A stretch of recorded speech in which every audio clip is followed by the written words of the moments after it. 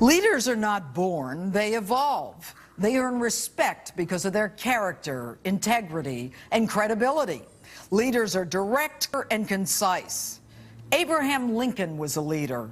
Ronald Reagan was a leader.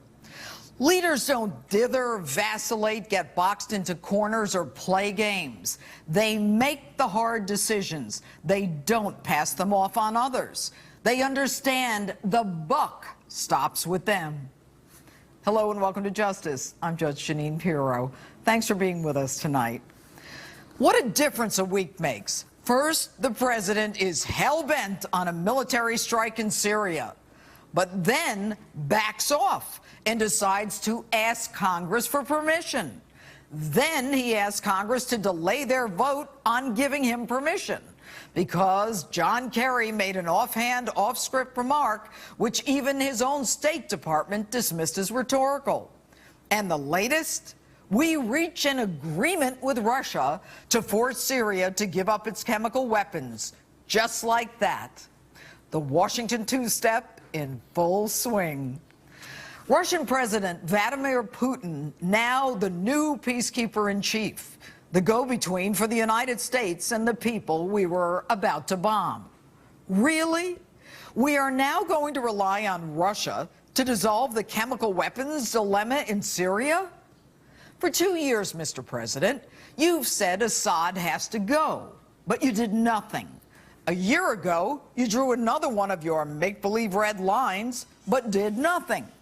Despite over 100,000 people killed, last week you suddenly announced that as commander-in-chief, you will order a military strike. The American public, understandably, is outraged. They don't want more American blood spilled. What to do? Back off the commander-in-chief thing and outsource the decision to Congress. But if Congress balks, you'll say you'll go back to being commander-in-chief and go ahead with a limited strike. Now, Mr. President, you are the leader of the free world. Do it or don't do it. Don't talk about it. It's your talking and dithering that got us into this mess in the first place. Now, I watched The West Wing. Isn't diplomacy done in secret, behind closed doors? What's with the macho man we're going to go in and show him baloney? Every time you open your mouth, you get into trouble. Do you even think about the consequences of what you say? Don't you hash this stuff out ahead of time? Isn't that what your cabinet and advisors are for? It's amateur hour in Washington. You can't even keep the script straight between you and your Secretary of State and your own State Department. The only thing you've done is prove to the world that we're nothing to be afraid of, not to be respected, that you don't say what you mean and you don't mean what you say. Why would anyone even want to be the ally of the United States? Enter John Kerry, who tells Congress that it will be, quote, an unbelievably small strike, which of course makes no sense to me. How will an unbelievably small strike eliminate chemical weapons? Or bring the civil war to an end in Syria, or change anything at all in Syria? And to show you knuckleheads are not even on the same page, you'd then disagree with your own Secretary of State. The United States military doesn't do pinpricks. Even a limited strike will send a message to Assad that no other nation can deliver. And by the way, Mr. President, how can you guarantee your Tomahawk missile won't kill civilians and children? And don't give me that satellite laser thing. A 1,000-pound missile will bring down buildings and cause immense collateral damage well beyond your precise strike zone. But enter Big Bad Vlad doing the Putin pivot. The Russian president throws a lifeline to both Syria's Assad and to the President of the United States. Who knows that the American public and the international community is against him? Mr. President, Putin sees you as an easy mark, and he plays you like a fiddle. The President of the United States has been played, cornered. How? Putin is the one who's supplying arms to Assad. Putin is the one who thinks so little of us that he wouldn't even hand over someone you consider a traitor after 5 weeks of negotiations.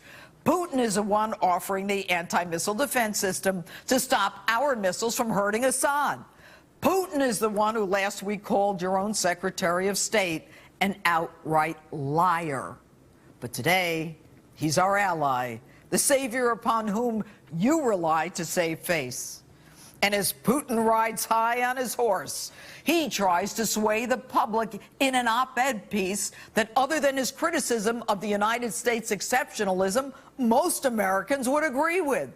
I, for one, believe in American exceptionalism, and I hate kowtowing to Moscow, especially to a former KGB agent, for resolution to a problem that we should have been able to handle ourselves. Coincidentally, Putin asks what Americans are asking, things you, Mr. President, can't answer. How is a strike against Syria in our national security interests? And why would the United States risk entering a civil war that will clearly spread far beyond Syria? And on this, Putin is credible. Russia is the patron of Syria as well as Iran. Russia has a vital interest in the region that Obama talked about attacking. The Obama administration drinks its own Kool-Aid, now says that Assad was really afraid of a military strike and that it was only the U.S. threat of force that prompted Assad to make these concessions. Really? Do you really think Assad is afraid of us? He reads the papers. He knew that Congress, the international community, the UN, the EU, NATO, and the Brits were all against a strike. And no surprise, the UN still hasn't issued its opinion on who issued and used those chemical weapons in Syria. So why are we letting Putin be the intermediary, delivering messages from a guy who we say is in no position to set terms and who we don't believe, who we now want to believe, just to save face? And Mr. President, if you were serious, you would have gone forward with congressional permission to show strength in the event of what I think is the inevitable refusal by Syria to hand over all chemical weapons. Mr. President, admit it, you've been played, caught flat-footed by a devil who doesn't wear Prada. Through your feckless and inept foreign policy, you have squandered the goodwill and the reputation of this great nation. You engage in diplomacy through public conversations with your finger to the wind. The United States of America deserves better. The men who've made the monumental decisions that contributed to the greatness of America did it from a position of strength and respect. They didn't make these decisions on stage, but rather in the quiet of the Oval Office, after consultation and consideration of the consequences. You sit in the same office where Lincoln, FDR, and Reagan sat, but you are no Lincoln, no FDR, and you are no Reagan. To most of us, 2016 can't come soon enough.